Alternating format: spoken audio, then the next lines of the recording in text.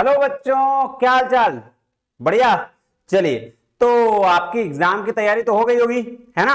आपके एग्जाम्स भी आ गए हैं तो तैयारी तो होनी चाहिए। तो थोड़ा एमसीक्यू का प्रैक्टिस कर लिया जाए। सर क्या बात कर रहे हैं? प्रैक्टिस बिल्कुल कर लेते हैं, क्योंकि एग्जाम में तो हमें एमसीक्यू करने हैं, नहीं 11th क्लास के बच्चे।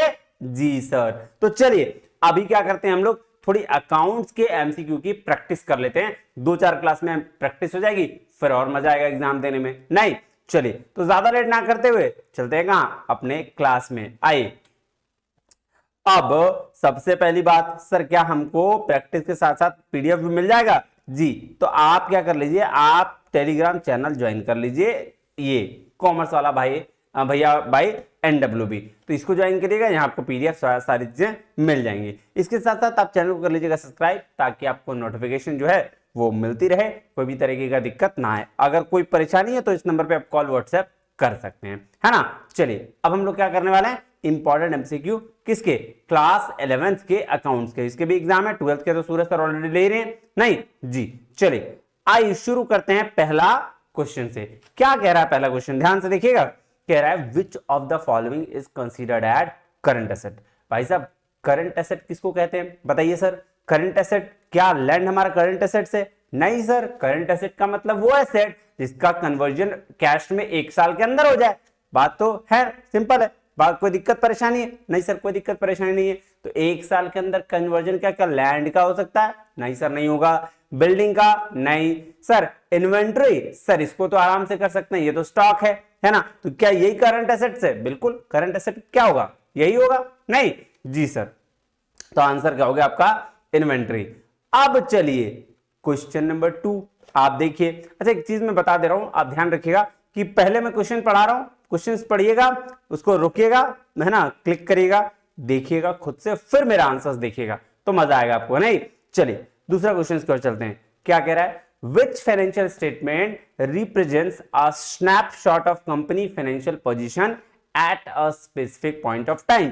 तो भैया कंपनी की फाइनेंशियल पोजीशन कौन बताता है? सर वो बैलेंस शीट है ना, बैलेंस शीट तो बताता है, जिसमें हम क्या करते हैं, हम सर एक बैलेंस शीट बनाते हैं जहां पे एसेट लायबिलिटीज, है ना, ये सारी चीजें होती है, मैच किया जाता है, और ये यही क्या बताता है, यही तो बताता है बैलेंस शीट, कंपनी की फाइनेंशियल पोजीशन। तो आंसर क्या हो जाएगा, बैलेंस शीट। नहीं जी सर। अब चले सर थोड़ा प्रिंसिपल्स को देख लें, 11th क्लास में हम लोग प्रिंसिपल्स बहुत पढ़े, तो सर प्रिंसिपल को के बारे में देख लें। आइए देखते हैं। कह रहा है which accounting principle states that expenses should be recognized in the same period as revenue they help to generate। तो बोल रहा भाई साहब एक ही सेम पीरियड में जो रेवेन्यू रिकॉग्नाइज हुआ है, उसी सेम पीरियड में होने वाले एक्सपेंसेस के साथ उसको मैच करना चाहिए। ये कौन सा प्रिंसिपल कहता है? ये प्रिंसिपल है मैचिंग प्रिंसिपल, जो कहती है कि एक वक्त में किसी एक स्पेसिफिक पीरियड में होने वाले रेवेन्यू को उसी स्पेसिफिक पीरियड में होने वाले एक्सपेंसेस के साथ मैच करिए। बात समझ में आया? तो दैट इज मैचिंग प्रिंसिपल्स। अच्छा, रेवेन्यू रिकॉग्निशन क्या कहता है सर? रेवेन्यू रिकॉग्निशन कहता है कि अगर आपकी रेवेन्यू रिकॉग्नाइज हो गई है तब उसको रियलाइज करिए, नहीं तो नहीं हुई तो नहीं करिए। कंसिस्टेंसी प्रिंसिपल क्या कहता है? बोलता है भाई साहब कंसिस्टेंट रहिए। क्या कह रहा है? कंसिस्टेंट रहिए। किसके साथ? मेथड्स के साथ, मेथोडोलॉजी के साथ। कि आप अगर लगा रहे हैं, मान लो डेप्रिसिएशन में SLV straight line method, SLM method, तो आप स्ट्रेट लाइन मेथड ही लगाइए।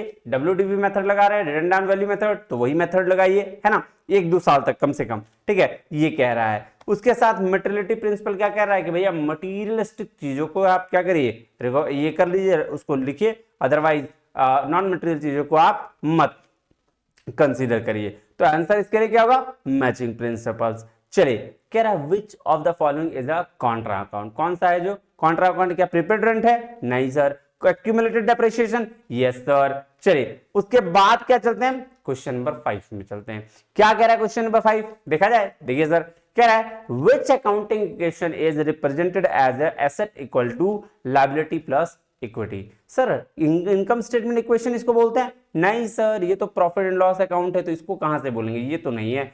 एसेट कहां?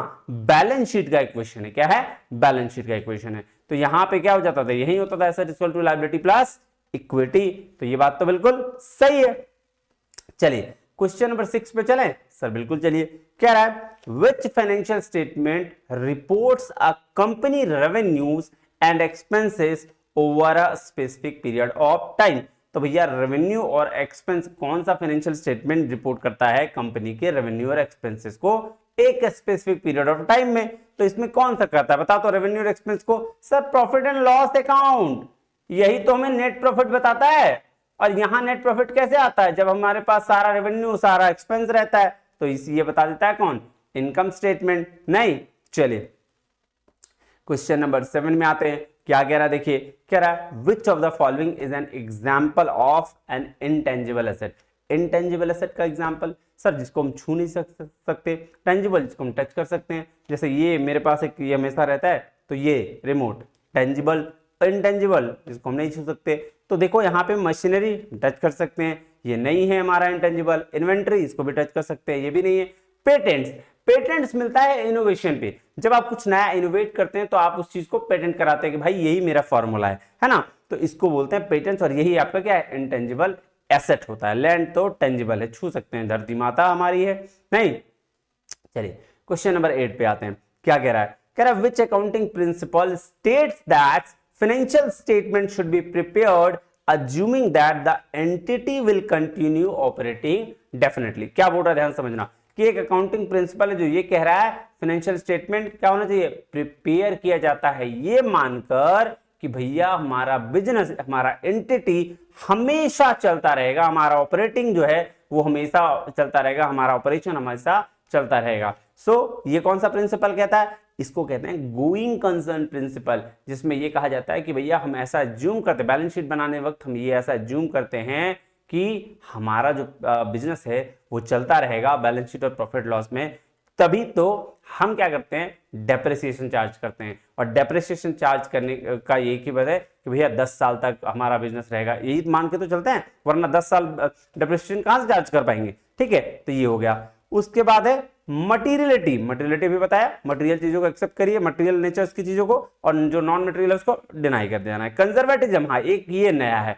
क्या कहता है कंजर्वेटिज्म?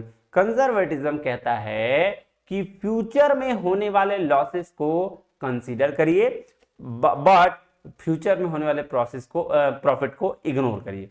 फिर से बोलो, फ्यूचर में होने वाले लॉस भाई साहब कंसीडर कर लो, और फ्यूचर में होने वाले प्रॉफिट को इग्नोर कर दो। सिंपल सी बात है। कंसिस्टेंसी बताया अभी कि मेथड क्या होने चाहिए आपके? कंसिस्टेंट होने चाहिए। क्या होने चाहिए? कंसिस्टेंट होने चाहिए। तो आंसर इसका क्या होगा? Going concern. इसका आंसर क्या होगा?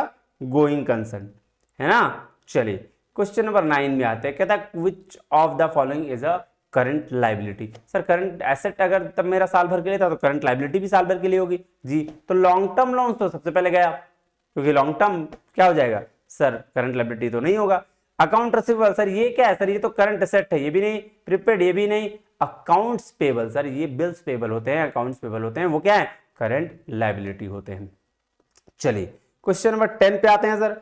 क्या रह गया? विच financial statement reports cash inflows and cash outflows from operating, investing and financing activities. तो भैया कैश इनफ्लो भी हो रहा है, कैश आउटफ्लो भी हो रहा है। किससे किससे? ऑपरेटिंग एक्टिविटी से भी, इन्वेस्टिंग से भी, और फाइनेंसिंग से भी। तो ये कौन बताता है? Sir statement of cash flow, है ना। कैश फ्लो ये हमें बता रहा है ये चीज, बिल्कुल। चलिए क्वेश्चन नंबर 11 पे आते हैं। क्या कह रहा है देखिएगा। Which accounting concept dictates that transaction should be recorded at their original cost. तो भैया ये जो आपका कह रहा है, क्या कह रहा है कि कौन सा अकाउंटिंग कॉन्सेप्ट ये बताता है कि मेरे जो ट्रांजैक्शंस हैं वो या एसेट को हम लोग को कहां रिकॉर्ड करना चाहिए? हिस्टोरिकल कॉस्ट या उसके ओरिजिनल कॉस्ट को। ठीक है, तो ओरिजिनल कॉस्ट मान लो एसेट खरीदा कब? मान लो 2019 में खरीदा है और उसमें उसने 20,000 रुपए दिए और आज उस एसेट की वैल्यूएशन हो गई 50,000, तो हमको किस में रिकॉर्ड करना होगा? 20,000 में। तो इसको ये कौन प्रिंसिपल कहता है? हिस्टोरिकल कॉस्ट प्रिंसिपल कहता है। मैचिंग प्रिंसिपल तो पता है आपको क्या कि सर हमारा जो रेवेन्यू है वो एक स्पेसिफिक पीरियड में जितना हुआ उसी स्पेसिफिक पीरियड में होने वाला एक्सपेंस के साथ उसको मैच करेंगे। कंजर्वेटिज्म मतलब क्या सर? फ्यूचर लॉस एक्सेप्ट या कंसीडर, और फ्यूचर प्रॉफिट सर इग्नोर। है ना। जैसे उसके बाद रेवेन्यू रिकॉग्निशन प्रिंसिपल क्या कहता है कि भैया जब रेवेन्यू रिकॉग्नाइज हुई है तो क्या कर लो, तो भाई साहब उसको कंसीडर कर लो, रियलाइज कर लो, नहीं हुआ तो छोड़ दो। तो यहाँ पे आंसर क्या होगा, यहाँ पे हो रहा है कि ओरिजिनल कॉस्ट की बात, तो हिस्टोरिकल कॉस्ट प्रिंसिपल इसका आंसर होगा। चलिए क्वेश्चन नंबर 12 में आते हैं, क्या कह रहा है, which financial statement provides detail on the changes on a company equity during a specific period. तो भैया कौन सा फाइनेंशियल स्टेटमेंट है जो क्या बताता है कि कंपनी की इक्विटी में कैसे चेंजेस हो रहा है किसी एक स्पेसिफिक पीरियड पर। तो इसके लिए आंसर क्या होगा सर, उसके लिए आंसर होगा statement of changes in equity. ठीक है, चलिए क्वेश्चन नंबर 13 पे आते हैं। आइए क्या कह रहा है, कह रहा है which accounting principle states that the financial statement should be prepared for using the same accounting methods from period to period. देखिए फिर से ध्यान देखिएगा, क्या बोल रहा है कि कौन सा अकाउंटिंग प्रिंसिपल है जो ये कहता है कि फाइनेंशियल स्टेटमेंट को प्रिपेयर किया जाना चाहिए कब, using the same accounting methods. अभी मैंने बात करा था किसकी, कंसिस्टेंसी की, है ना, ये इसी की बात कर रहा था मैं कि आपका सेम मेथड्स को क्या करना चाहिए, टाइम टू टाइम पे या पीरियड टू पीरियड में सेम अकाउंटिंग मेथड्स लगाना चाहिए, दैट इज कंसिस्टेंसी प्रिंसिपल। उसके बाद आइए क्वेश्चन नंबर 14, क्या कह रहा है, कह रहा है which of the following is an example of prepaid expense। Sir prepaid expense, sir पहले पेड करते हैं वो एक्सपेंस, तो पहले क्या, इंश्योरेंस, है ना, रेंट तो हम लोग बाद में, यूटिलाइज एक्सपेंस ये भी नहीं, सैलरी बाद में, लेकिन इंश्योरेंस हम लोग पहले पे करते हैं, करते हैं कि नहीं, फिर हम लोग आगे उसका यूज करना शुरू करते हैं, तो उसको बोलते हैं इंश्योरेंस प्रीमियम, क्या बोलते हैं, प्रीपेड एक्सपेंस। चलिए क्वेश्चन नंबर 15 में आते हैं, क्या कह रहा है, कह रहा है which financial statement reports the company's financial performance over a specific period। तो भैया कौन सा फाइनेंशियल स्टेटमेंट है जो रिपोर्ट करता है कंपनी के फाइनेंशियल परफॉर्मेंस को ओवर ए स्पेसिफिक पीरियड। ये भी तो बैलेंस शीट ही होना चाहिए, है ना। एक मिनट, कंपनी की फाइनेंशियल परफॉर्मेंस, अच्छा पोजीशन नहीं बोला, कंपनी की फाइनेंशियल परफॉर्मेंस बोला है, that is income statement, PL, profit and loss account, ये परफॉर्मेंस को बताता है कि भैया नेट प्रॉफिट है या आपका लॉस में है, तो इसीलिए इनकम स्टेटमेंट। चलिए क्वेश्चन नंबर 16 में चलते हैं, क्या कह रहा है देखिएगा, कह रहा है which accounting principle dictates that the revenue should be recognized when they are earned regardless of when cash is received। बोल रहा भाई साहब ये देखो ध्यान से, अभी इसके बारे में मैंने बताया आपको, क्या बोला कि रेवेन्यू तभी रिकॉग्नाइज करना चाहिए जब वो अर्न हुआ है, जब कैश रिसीव्ड हुआ है तब नहीं। मान लो कि रेवेन्यू रिकॉग्नाइज, मान लो कुछ आपने सेल कर दिया, मान लो 12/7/2023 को, ठीक है, और उसका कैश आपको मिल रहा है मान लो 1 जनवरी 2024 को, तो आपके लिए क्या हो गया, रेवेन्यू। तो सर आपके लिए रेवेन्यू रिकॉग्नाइज कब हो गई, ये डेट को, तो आपको इसी को मान लेना चाहिए, इसी दिन को क्या करना चाहिए, रिकॉग्नाइज करना चाहिए, इसी दिन आपकी एंट्री हो जानी चाहिए। और ये बात कौन कह रहा है, रेवेन्यू रिकॉग्निशन प्रिंसिपल कह रहा है। कौन कह रहा है, रेवेन्यू रिकॉग्निशन प्रिंसिपल कह रहा है। चलिए क्वेश्चन नंबर 17 पे आते हैं, कह रहा है which of the following is an example of accrued expense.